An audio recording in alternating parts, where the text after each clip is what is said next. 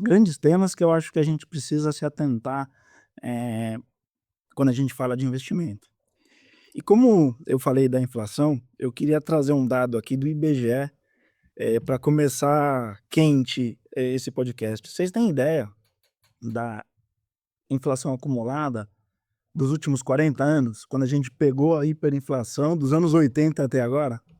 Só para traduzir para o pessoal, quando você está falando de hiperinflação, quando está aumentando, você está dizendo que está aumentando os preços, às vezes o salário não aumenta igual, o que tem impactado, inclusive, o quanto que as pessoas podem, a liberdade que as pessoas têm no dia a dia delas É para elas isso. viverem. Acho que É vale a pena isso. falar o que é inflação. Inflação é quando você perde o seu poder de compra frente aos produtos, à moeda. Então, eh, a gasolina estava R$ 5 há 5 anos atrás, agora já está 6, alguns postos 7. Quer dizer, você eu lembro que quando nos anos 2000 ali, que eu comecei a dirigir, eu enchi o tanque com uma nota de R$ 50, o carro a gasolina, né, não tinha flex na época. R$ 50 você enche um tanque. Hoje, você vai gastar 250, 300, depende, para encher o mesmo tanque. Então, o dinheiro perde o valor ao longo do tempo, desvaloriza a moeda, você precisa colocar mais dinheiro para comprar a mesma quantidade de produtos. Isso é Uhum. inflação. Inflação de 1980 até 2024, pelo IBGE, vocês podem entrar aí no IBGE, que é quem controla a inflação, foi de 93.203.208.000, 64.691%. Nossa. Por cento. Por Eu achei que você ia cento. falar reais. Por cento. Eu já noventa tava e achando três muito que era em real. trilhões por cento. Óbvio que é por isso que eu falei, nos anos 80, hiperinflação. Então tem os dados, mas se a gente for mais recente, dos anos 2000 a 2010, foi 100%. Então dobrou. De 2010 para 2020, 80%. De 2020 para 2025, já teve um aumento de 33%. Ou seja, o que você pagava R$ 100, já vai pagar 130, 140. Então a nota de 100 já não vale mais 100. E é isso que a gente tem que se preocupar muito quando a gente fala de como a gente vai cuidar do nosso dinheiro. Porque senão você perde e você já não consegue mais comprar. A gente sente muito, só para fechar esse primeiro, no supermercado. Nossa. A gente vai no supermercado, você olha o seu carrinho, não tem nada, 100, 200, R$ 300. O azeite, eu só consigo pensar no pobre do azeite. Eu vi um meme esses dias que era um azeite quebrado no chão, o cara falou assim: "Droga, agora eu acabei de falir", né, tipo assim, É, faliu, né. ali tem uns memes também que, eu comprei o frango a R$ 17, deixei no congelador, fui ver tá 30. Pô, tô sabendo investir, Parece um bom né. É um investimento. bom investimento. Ó, frango. Isso é inflação, o cara comprou o frango a 17, nesse mês ele vai comprar 30. Sim, cara. Então, a inflação, principalmente para quem é mais velho, pegou essa inflação, é assustador.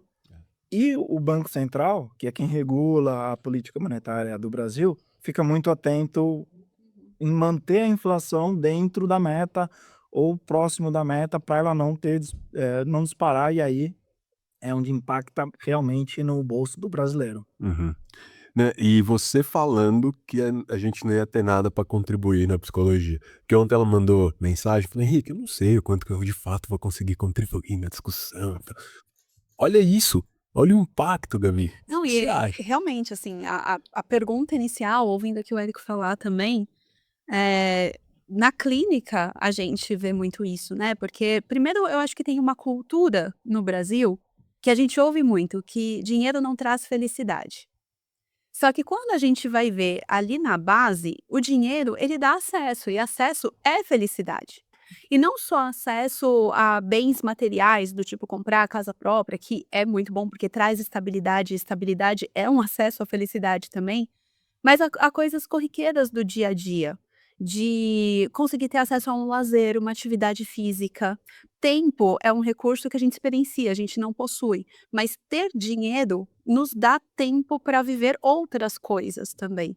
Então, ter uma boa organização financeira, ter a consciência dessas questões da inflação, se preparar para isso, é uma forma da gente garantir uma vida plena também, uma vida de felicidade, uma vida de acesso, uma vida em que a gente vai conseguir realizar os sonhos grandes, os sonhos pequenos também, e viver de uma maneira melhor, de certa forma, porque ter acesso às coisas também é ter liberdade, que é uma coisa que a gente sempre fala que a gente quer ter, que a gente quer poder alcançar, que a gente gostaria de ser livre para viver determinada coisa ou ter acesso a determinada coisa, e no final das contas a gente cai na questão financeira, de ter essa organização.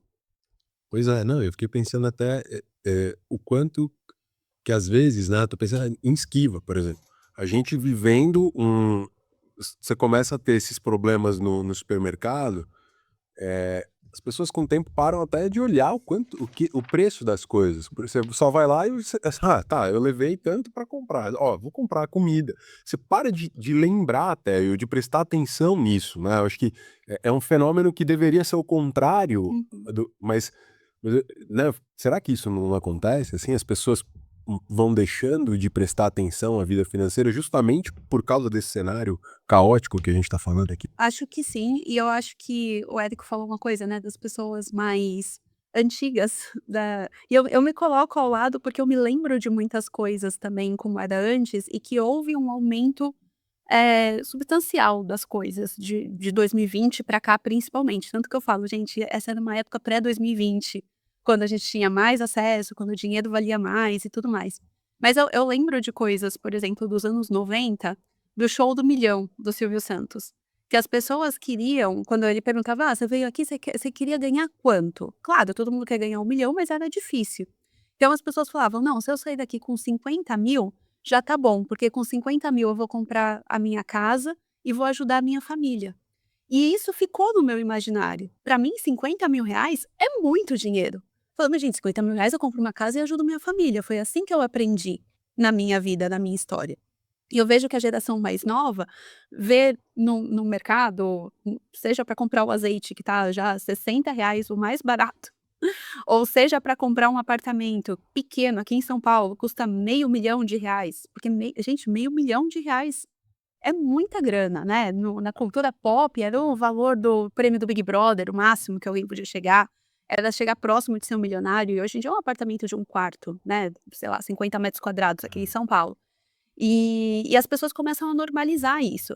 E às vezes eu sinto que a gente que viveu outras épocas, financeiramente falando, a gente tem meio que ser resistente e falar: "Gente, isso aqui não tá muito normal".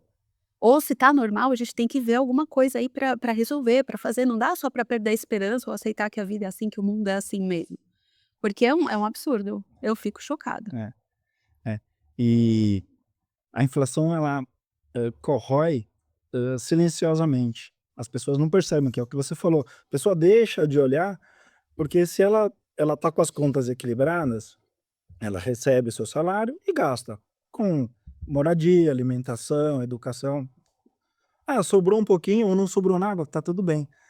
Agora, se a inflação aumenta, as coisas ficam mais caras, aquilo que estava equilibrado vira deficitário.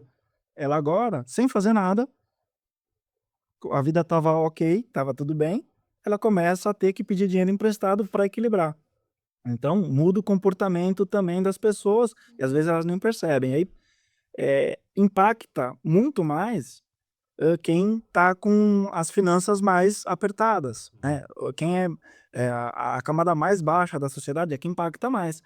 Antes ela comia carne, passa para o frango, do frango passa pro caldo, pro ovo, porque não vai conseguindo, o salário não acompanha, os ajustes salariais não acompanham essa velocidade. Então, também tem a mudança no comportamento, hã, por conta dessas questões, né. Você falou do Show do Milhão, eu lembro, eu sou dos anos 80, nasci nos anos 80, e meu pai tinha uma Caravan. Para quem não conhece uma Caravan, é um carro enorme, que meu pai tinha. Ele recebia o salário, ele ia num supermercado atacadista fazer a compra do mês. Ele enchia, ele minha mãe, a Caravan de coisas, porque para o salário dele poder pagar.